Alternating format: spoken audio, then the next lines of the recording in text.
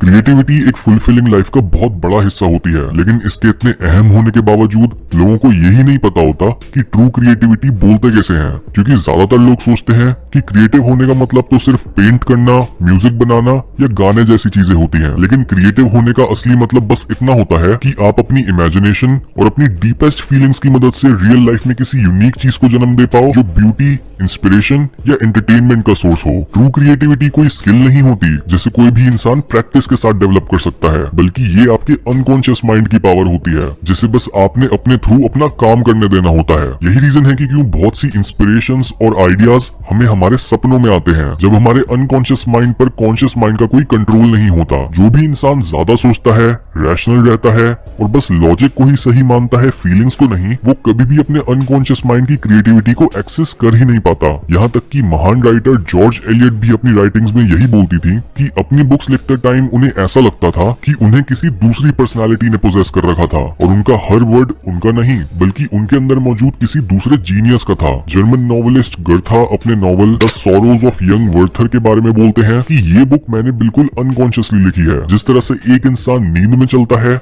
वैसे ही मेरे हाथ चल रहे थे और बाद में मैं खुद सरप्राइज्ड हुआ ये देखकर कि मैंने इसमें क्या लिखा है। सिमिलरली जर्मन फिलोसोफर फ्रेडरिक नीचे ने भी अपने सबसे मुश्किल दौर में सिर्फ कुछ ही दिनों के अंदर थस स्पोक ज़ाराथुस्त्रा लिखी थी और उन्हें अगले कई नॉवेल्स लगे ये एक्सप्लेन करने में कि उन्होंने ज़ाराथुस्त्रा में बोला क्या था। ये होती है ट्रू क्रिएटिविटी। इसलिए अगर आप भी क्रिएटिव बनने की हिम्मत रखते हो तो इस एपिसोड में दिए पॉइंट्स को ढंग से समझना। नंबर 1, अपने सेल्फ डाउट को ओवरकम करो, क्योंकि क्रिएटिविटी शुरू होती है इस विजन के साथ कि आप अपनी इमेजिनेशन के थ्रू कोई नई चीज क्रिएट करना चाहते हो। इस प्रोसेस के शुरुआती स्टेजेस में तो आप काफी मोटिवेटेड होते हो अपने इस विजन के साथ कि आप अपने एक थॉट को रियलिटी बनाने वाले हो। जैसे जब भी आप अपना कोई स्कूल प्रोजेक्ट, कोई पेंटिंग, कोई आर्टिकल लिखना, बिजनेस का काम करना या सॉफ्टवेयर बनाना शुरू करते हो, तब जब उसकी शुरुआती एक्साइटमेंट चली जाती है तब आपके अंदर सेल्फ डाउट और अपने इस काम को पूरा ना कर पाने की चिंता आती है। आप खुद से बोलते हो कि मैं अपने आप को क्या समझ रहा था जो मैंने ये सोच लिया कि मैं कुछ अच्छा क्रिएट कर सकता हूँ। लेकिन इस पॉइंट पर आपको ये समझने की जरूरत होती है कि सेल्फ डाउट क्रिएटिव प्रोसेस का ही पार्ट होता है। हर इंसान ये रियलाइज करता है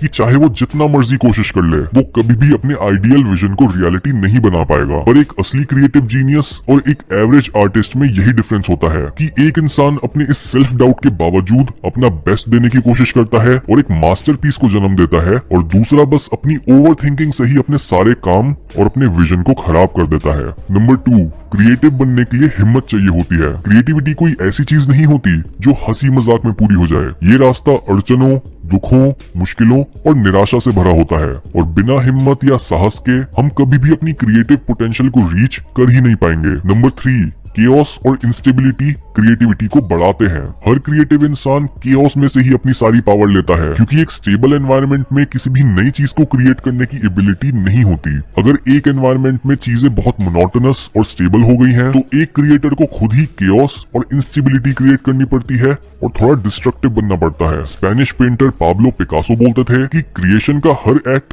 क्रिएशन से पहले डिस्ट्रक्शन होता है। ये चीज एक्सप्लेन करती है कि क्यों ज्यादातर ट्रूली क्रिएटिव लोग यूजुअली मेंटली अनस्टेबल होते हैं या वो हमेशा कई मुश्किलों से जूझ रहे होते हैं। जिस तरह से ये बोला जाता है कि यूनिवर्स केओस में से निकला है, वैसे ही क्रिएटिविटी इंटरनल केओस से निकलती है। नंबर 4, क्रिएटिविटी रैशनल थिंकिंग और रिजिडिटी की ऑपोजिट होती है। रैशनैलिटी और रिजिडिटी लेफ्ट हेमिस्फीयर से रिलेटेड है और क्रिएटिविटी हमारे राइट हेमिस्फीयर से। दोनों चीजें एक दूसरे के ऑपोजिट हैं, जिस वजह से अगर आप हमेशा अपने दिमाग में बैठे रहते हो या आपकी थिंकिंग बहुत ही रिजिड है, तो आपके लिए कुछ भी क्रिएट करना बहुत मुश्किल होगा। अपनी book the courage to create में ऑथर रोलो मे बोलते हैं कि हर तरह के बिलीवर्स, चाहे वो साइंटिफिक हो, इकोनॉमिक, मॉरल या फिर पॉलिटिकल, हर ऐसा इंसान एक ट्रू आर्टिस्ट से डरता है, क्योंकि उनको पता होता है कि हर क्रिएटिव इंसान जिस तरह से किसी नई चीज को जन्म दे सकता है, वैसे ही वो अच्छे से काम करने वाले ऑर्डरली सिस्टम्स को खत्म भी कर सकता है। क्रिएटिव इंपल्स अनकॉन्शियस की आवाज है जो अपने आप में रैशनैलिटी के लिए एक थ्रेट होती है, जिस वजह से हर क्रिएटिव इंसान को इस चीज की अवेयरनेस होनी चाहिए कि ना तो वो एक रिजिड सोसाइटी में अपना बेस्ट काम कर सकता है और ना ही वो अपने आप को इतना क्योटिक बना सकता है